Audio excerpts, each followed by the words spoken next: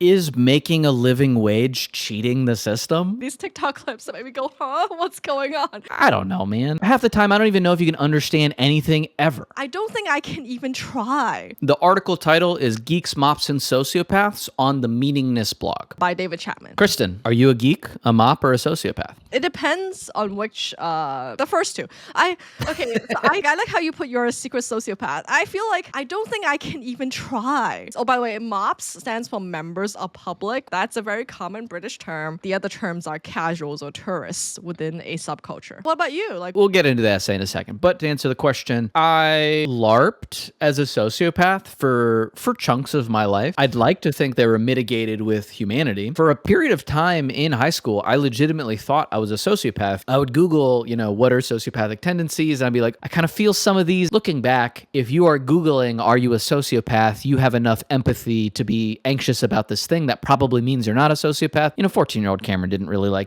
think that through. Generally, and more so recently, I've been re-embracing my geekness. In some things, I come across as like a casual or a mop, but as a way to not feel pressure to be the geek about the thing, and then as soon as I have enough proficiency in it, I transition to geek role fairly quickly, I think. So it's over proficiency and not out of interest? I call myself a geek more and more, geek nerd, whatever, as a way of kind of taking back, because I used to get outsidered in high school and younger. Being a geek wasn't a cool thing back then, right? It wasn't like a thing that was as socially acceptable, especially growing up in the South. Going from that to going into the military, where being a nerd has the jock stereotype characteristics of we don't want nerds, we want warrior type energy, and so the kind of toxically masculine view of anti-intellectualism. For a long time, I was reflexively anti-nerd as a self-defense mechanism, so that I didn't get othered by this group that I was doing a career in the army. So what nerdy characteristics did you have to hide? I mean, reading books. Ew.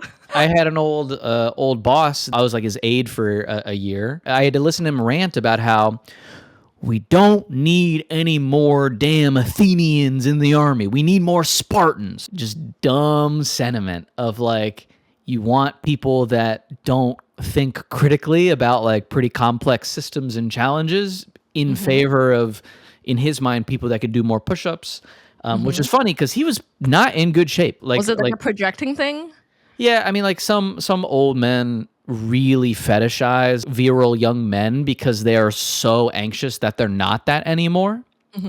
And so I think it was one of those cases. But it doesn't change the fact that it was the leadership of the organization that I was in that was explicitly anti-intellectual. Not being a geek for me was a very important, okay, I need to hide this thing so that I can live my life in a way that is less painful. In the past 5 years, I've kind of re-embraced that. And I feel the world has changed too.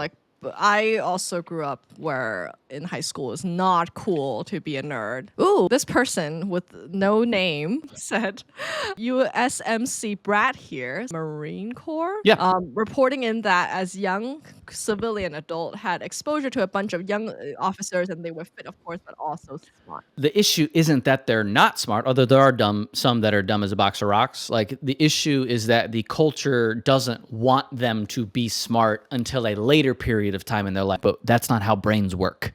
You don't not think about things and then at some point start thinking about things and be good at them, right? You have to be thinking about things for a long period of time, and then eventually you end up being thoughtful. Let's describe the general shape of the article and what it's about. Go ahead. The article explains this phenomenon. You start off with some people who are super geeks in a scene. It starts off quite niche. There is this little culture that's forming. If it does take off, then people who are new to the culture would come in and try to enjoy as well. So that's when the mobs come in. Eventually, the sociopaths would smell blood in the water, money or power or something that is self-serving, and they will also want to come in and join in the fun by masquerading as the geeks. At some point, the culture gets infiltrated enough by these sociopaths that as a result, they extract what's there to be extracted, and then they leave when that's gone, or it's exhausted, or it goes mainstream, and it's not weird enough for the geeks to like anymore. And so they're left clueless and sad and poor. And I feel like this first part is pretty self-evident. I actually disagree. I had been in like a handful of different groups where I was just like, I thought we had something special. And then it like got off. I truly did not understand it, or I didn't feel like I had a handle on it until I read this. Like it wasn't self-evident to me, but like maybe you're just savvier about that social dynamic. Have you gone through one of these cycles? Like do you have like a story to recount of IRL? IRL, not so much. Back in the 2000s, Yeah. there were internet blogs and forums and all these things before they were corporate captured. And they would go through these cycles. So for example, like Metafilter. It used to be a really big thing, and it used to be like a fun bunch of geeks who would talk about these like, you know, little esoteric parts of the internet. You would have loved it, but it went through many cycles of mop infiltration. I'm probably one of the mops, to be honest. I Yeah, feel so like what happened? Learn a lot. They were kind of run by a nonprofit, and then there's a lot of complaints about the nonprofit. It's one of the tensions of the internet, right? For something to be good, it actually is secretly like, you know, janitored and cleaned up by a lot of mods. Fanatics in the article. Exactly, the like, fanatics. vocabulary. There's a lot of like, you know, disagreements over the modding, you know, policies and all of that. Was there a sociopath in there that you were like, oh, this is like a very clear exploitation of it? It wasn't explicit sociopathy, but more like really strong political stances. Then everything got overly policed to the point where people feel like they are stepping on, you know, like walking on eggshells and couldn't say anything anymore. Prototypical cancel culture? Yes, exactly. I think cancel culture actually came from Metafilter. That just resulted in the good people leaving. My, I think, best IRL example is, I've mentioned this before. I was like a music kid. Like I found a lot of joy in finding like the indie band or eventually like the emo or hardcore or scene bands. And I remember very vividly finding Panic at the Disco, like before they became Panic at the Disco. They were not a top tier band in my mind. I thought they were a So you are talking about Brandon Urie. Like Yes, this is not Brand- like, oh, I thought you meant it was a band that sounded like Panic at the Disco. No. But you're not talking about the actual band. No, actual Panic at the Disco, like first album drop. And like I found them and I was like, oh, this is kind of like an upper mid version of all these other stuff that I liked. Like I didn't really have a ton of like music friends. Like this was me alone on, you know, Internet Explorer in 2007 or whatever. Well, actually, it was probably earlier than that. It was like mid 2000s. Found this. I listened to it, you know, 100 times. I like talked about it to my closest kind of like normie non-music friend. I was like, hey, listen to this. I think you'll like this. And, you know, about a year after I introduced it to her, she let me know, because she had her foot in all of like the other kind of like higher social status groups, that Panic at the Disco was transitioning to like cool kid band in terms of like our dumb middle school, early high school social dynamics. And so like there was this thing that like I found interesting, and I explicitly had the geek thought of like, oh, this is like a more accessible version of like the weirdo stuff that I like, some of which I posted in the Discord. Like I very much saw how like the aspects of the aesthetic, you know, tight pants, like the guy liner or whatever, started getting adopted by these people for the explicit like use case of, you know, and that came like trying to get a girlfriend as like an 8th grader or whatever. And I was like, I watched this thing happen, and I watched kind of the Flanderization of this emo-esque culture. And I was like, oh, whoa, this is weird. Because like all the bands that were like kind of originated a lot of the sounds, like no one cared about. They cared about the like buttered toast version of it, not like the like fancy omelet version of it. Emo got captured by the cool kids. Yeah. In your school. Yeah, for a period of time, and then it kind of like it was less emo and more like skater kid culture, right? You know, like because you used to, you know, soft emo. Yeah, I mean, like if somebody showed up wearing Vans and they couldn't skate, you'd call them a poser, and like, but that eventually kind of became the standard. We don't really, I mean, I don't know. I'm not in high schools, thank goodness. That's creepy, but I get the sense that doesn't really happen as much, maybe because the idea of subcultures are dead, which is what the article was talking about. Do you think that? I don't know. I feel like we need a representative young person. Yeah. Perhaps in the chat, if you are identifying as Gen Z, Please let us know. Are subcultures still a thing? I mean, it's a fundamentally hard question because you got to like identify what a subculture is. But I remember I used to go to like metal shows in the local strip mall venue, you know, and then like mosh on like Fridays and Saturdays, and then would make pilgrimages into Atlanta every once in a while for like big kind of like mosh things. And I would commune with other kind of emo scene kids through MySpace. Like we would like find Yeah. each other through there and kind of coordinate to meet up in these other places. There's a line in there about at some point mops say that they don't want to pay for things anymore because capitalism is bad and also they forgot their wallet. Like that left an impression on me. Did it do anything for you? It did. Is that an inevitable problem? That's where this be slightly evil part comes in for me. Okay. Because I'm like, fine, maybe the sociopaths are better at monetization because that is their goal. For sure. Therefore, they think about these systems a lot more, whereas I tend to be like, let me make this neat thing. And then let me copy what other people have done to charge for this thing. Which I don't think is the most thoughtful way of doing it. I'm sure there are better ways to think about changing the system. Is making a living wage cheating the system? Like, I don't understand what you said. There are so many ways in which creators can make money. Sponsorships, there is like Patreon type models. And Gotcha. I feel like the sociopaths, because they are trying to extract value, they're better at like making money. Right. You know, and I think like that's where the VGR's article "Be Slightly Evil" talks about that, right? It's knowing this is what sociopaths do. How can you, number one, be aware of it so you have some inoculation against these methods, and number two, what can you actually learn from that? It's hard to get people to pay for anything because people don't want to spend money, which like reasonable impulse. Getting them to spend money on something they don't immediately understand is even harder. And so like you use patterns that they recognize because Yeah. it like lowers one of the barriers to like actually buying something. What do you think about that? The challenge with mops and sociopaths is that neither party really cares about the thing. And so when you don't care about the thing, you will operate in a way that kind of optimizes for your benefit and often at the expense of the thing. Early DJs in a space kind of sometimes share samples. They like make stuff for each other and they like cultivate an environment of like the free spreading of these musical ideas without really worrying about, you know, credits on tracks and things like that because it just makes more cool music.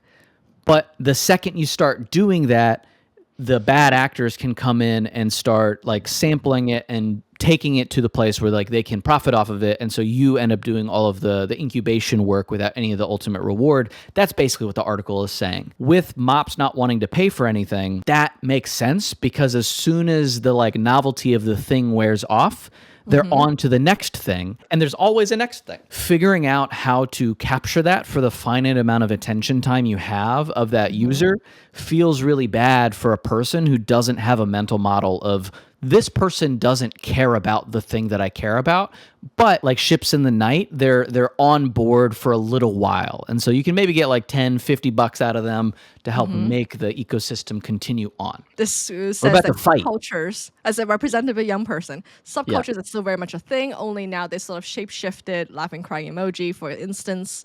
Traditional labels go like goth, punk, yeah, Christin, emo, but now it's like, yo, clean girl, me-core. Vintage Y2K. Okay. Yeah, I already feel my wrinkles going away from saying these words. This is ringing a bell to me now. Yeah, on TikTok, right? As Cameron sends me these TikTok clips that make me go, huh? What's going on? So there are these like micro subcultures happening on TikTok, it seems. And a lot of them have to be based on aesthetic because you're doing a visual medium. This is not a subculture. Oh. That is a vibe. That is an energy. That is a facsimile of a culture. The idea that you dress a certain way and you make a TikTok where you like feel like you're part of a thing for a little while, but don't actually incorporate the other aspects of the culture, which involves like interpersonal interaction with other people, rituals, habits, kind of like these sociological bond strengthening things. All you're basically doing is LARPing like outfits for a little while. Obviously, you have to look at any individual thing to figure out like where it meets the bar. Just because you carry around a water bottle for a few weeks doesn't mean you're part of a subculture. But Maybe this isn't is it too- part of a wider subculture of TikTok mimicry? I would buy that. I think that like being part of TikTok culture is potentially a subculture in and of itself. People call it being hyper online, terminally online, whatever. That's a fundamentally different thing than feeling some sort of like deep-seated connection with this thing. Like as kind of a comparison, I feel like you're being a geek explaining subcultures, gatekeeping subcultures. I mean, I love this stuff because this like I studied myself and everybody else in my life for, you know, a decade plus because I just didn't understand why other people did stuff. Do you understand now? I don't know, man. I'm not Like, sure. half the time I don't even know if you can understand anything ever. There's a reason why the joke for all these millennial emo kids is, Mom, it wasn't just a phase. It was a fundamental part of your identity for like, not a couple weeks, not a couple months, like probably years of your life. You did this thing and you did this thing to a degree that like it cost you. Like it cost you to operate through the world or like move through the world this way compared to other things. Maybe this is too gatekeepy. Maybe I just have a different mental model of how sociological things happen. But like, I mean, I posted this the other day. Like, I want to do things for longer. And the Oh yeah, reason that is, was actually surprisingly controversial. yeah, I think it was controversial because it hit at a thing that a lot of people feel, which is like, there are more things than ever before. And so we all have the same 24 hours in a day. Arguably, if you're wealthy, you have more of the 24 hours. Ultimately, there's a finite amount of time that you have. And so if you find 24 awesome things, you can only kind of spend 1 hour on them each day if you do nothing else in your entire life. And so I'm a big proponent of you can't actually understand the thing that you're doing without more time put into it than you're probably used to putting in on things, because everything in the world is pushing us to get distracted by another thing. Because it's a lot easier to sell somebody $101 things than like 2 or 3 $50 things. And so we live in this like perpetually like not investing enough time to get attached to things lifestyle, which is like a huge bummer. Cool Beans asks, is nostalgia culture or lack thereof? I think in its healthy form, it could be a revival of a culture. Recently, I was like flipping through this book called World After Capital by Albert Wenger, who's a VC. He talks about how like, you know, after if capital is available to everyone with AI and all that, like then attention is the only capital left. In that case, subculture discipline becomes more valuable because then you're able to demonstrate the depth with which you can cultivate a certain aesthetic and culture, and that itself accrues value. Well, at least that's what I hope things will become. I don't follow the jump. Also, I'm reflexively skeptical of venture capitalists writing books. I know. I shouldn't have opened with that. Yeah. I should be like, someone on the internet Yeah. But the attention economy thing is not like developed by him, right? Like Yeah. tons of people have brought that up. Our ability to re-centralize our attention and like use it to develop a certain subculture of your choice is the biggest value there is. A lot of the things we want to make need a slow cooker, not an air fryer. You know what I mean? Yeah. That's the mode that we're approaching some stuff with. On the topic of nostalgia, it's really important to figure out what the context that the nostalgia emotion is in, because a person that just feels nostalgia for something in their past, I don't think that's culture or lack thereof. I think that they have a memory that they have an emotional attachment to, and they're just like feeling that somatically. Yes. More people feel nostalgia as cope when they don't have something right now that is making them feel good. Yes. And it's kind of like a second order effect of a potentially lack of culture in their life. I also think nostalgia is a weapon of capitalism from sociopaths that understand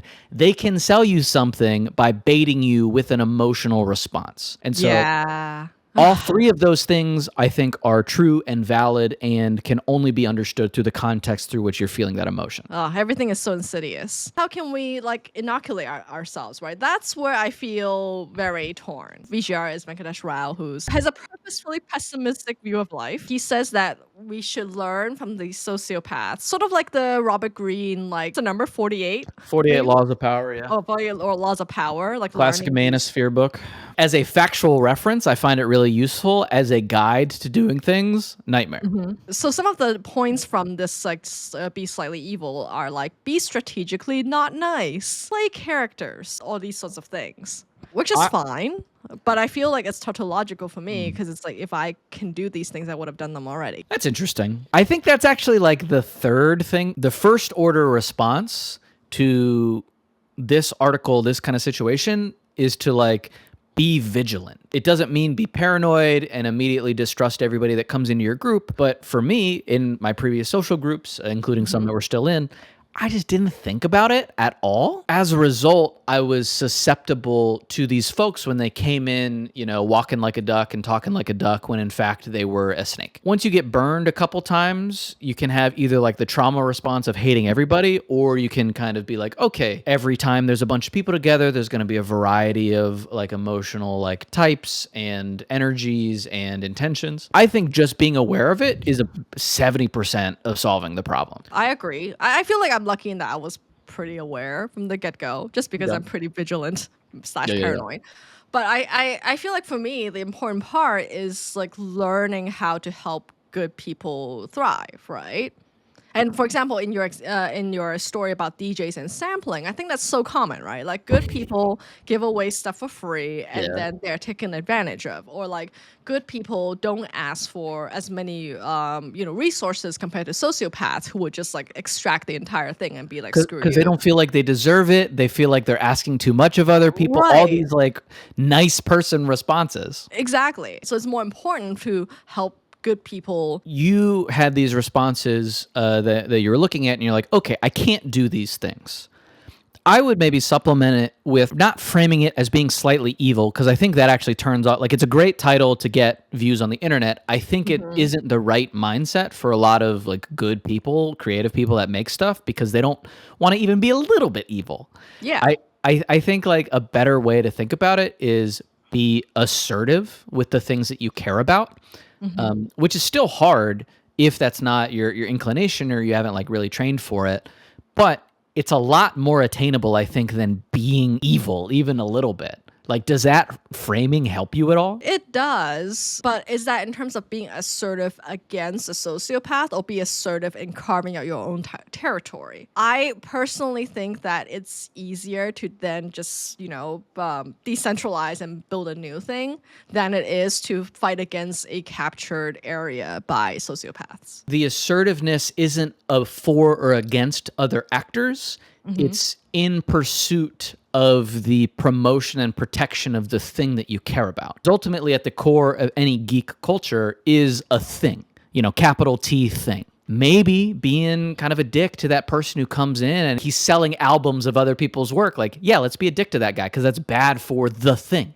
Or it's like, hey, we just found this like brand new artist. Like, let's invite them to our meetup because we know that they're going to be a good person. Or we think that they're going to be a good person. Obviously, it's never as easy as like we know for sure. If you make it about the thing and not about me against somebody else, it's easier to kind of do it because the right thing is whatever the thing that you like don't want to do because you don't want to be mean to somebody else. You got to do what you got to do to protect the things that you care about. I feel like the way I do it is more soft. I do tend to nudge people. And I sometimes I wonder if people even notice that I'm doing it. I doubt it. Because nobody cares. We can practice, we don't have to do it on the show, but like I have no problem with you practicing being mean to me and then me being mean back. That's like half of officer training. Oh, really? Yeah, because like you have hard conversations with hard people. Like I've had serious conversations about people that like maybe weren't quite there, but were like definitely domestic violence adjacent. And like you have to freaking talk to that person and be like, hey, like you're jacked up and you need to fix yourself. And it's not a discussion, it's a you are wrong and you need to fix it. And I've had like a bajillion versions of that conversation. And I've helped teach other people how to have that conversation. Not every tool needs to be the first thing that you reach for in your toolbox, but it's always good to have. But doesn't that turn into engaging with every troll on the internet really quickly? Like a lot of times I don't feel it's worth it. So I would say that being the first impulse is a self-defense mechanism against engaging with, hey, I probably at some point will need to have a hard conversation. I agree with the sentiment, but if that's the first response, then like your knee jerk is avoidance. It's important to know it might be the right answer in the situation, but it's not necessarily always the right answer. And the thing that we're practicing is when it is the right answer to call somebody out on their bullshit. There's plenty of that on the internet. Are we going to engage with a flame war in like a comment section? Probably not. If somebody comes into our Discord and starts like, kicking things over because like I metaphorically. consider that as like, the container that I'm taking care of. Yeah. So I think that's the tension is like I'm not as interested in like, fighting every fight that's outside of what I consider a territory I'm taking care of. Yeah. But like it seems important for me to try to like grow the boundaries of this territory so that more people can be invited if they want to come in. And then, we'll boot the snakes out. We are entering a marchlands period or like a borderlands period of the internet where there isn't clean kingdoms anymore. If you want anything important to you to grow, you do have to be mentally prepared to meet people on like quasi-neutral ground, like the areas between countries that didn't used to have clean borders. I like fighting, and so like that's an aspect of this that's important to keep in mind. Do you though? I feel like you don't really fight that much. No, I the don't internet. because I know that I will rabbit hole into infinite internet arguments because guess what 13-year-old Cameron used to do? Oh. Me saying it out loud that I like fighting on the internet is my inoculation to remind me to not to resist that impulse in situations where it doesn't make sense. Going back to spend money point though, talk about one of the struggles, right? Is the Mops won't spend money, but they do, right? How can we think about monetization models that are not sociopathic? Every opportunity to make money is somewhere on the spectrum of exploiting somebody else for your benefit. The idea is you make things that you are proud of enough that it doesn't actually feel like exploitation when somebody is spending them. The aspect of craft in whatever you do is kind of the creator's best guard against feeling crappy. Unfortunately, that means creators often have a higher bar to what other people would consider like a good enough or like a good piece of craft. That's a daily, perhaps hourly fight that everybody who makes stuff on the internet feels. Any last thoughts about the article, and then we'll announce our next discussion? No, I'm good to go. I don't remember what we're doing next, so take it away. This is Water by David Foster Wallace. Cool. This is Water, David Foster Wallace, a very internet famous graduation speech. Excited to chat about that next week as we figure out is all this stuff around us water or not. At first I was like, isn't this an essay? How can they print it into a full book? And I realized that like it's pretty short on the Yeah. Is that value add? Hard to tell.